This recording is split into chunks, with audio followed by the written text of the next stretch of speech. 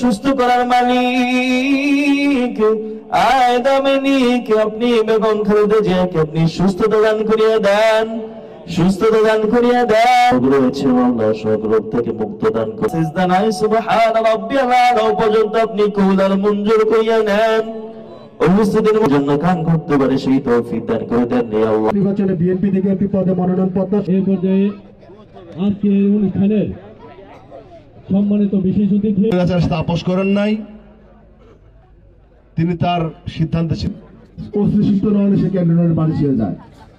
যে বাড়ির সাথে জড়িয়ে আছে স্বাধীনতা, মুক্তিযুদ্ধ, শহীদ প্রেসিডেন্ট জিয়া।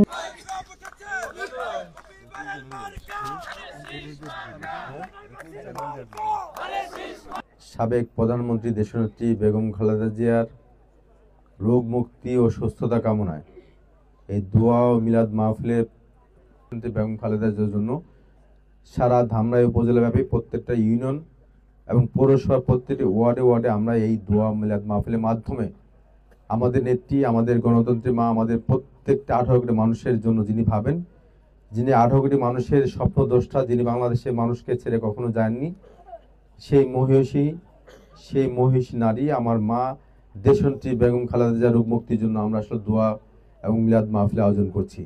রব্বুল আলামিনের কাছে দোয়া প্রার্থনা করবেন যাতে আমাদের নেত্রী দেশনেত্রী বেগম খালেদা জিয়া 18 কোটি মানুষের জন্য, যিনি বাংলাদেশ ছেড়ে কখনো যাননি, সেই মহিষী নারীর জন্য প্রত্যেকে দোয়া করবেন।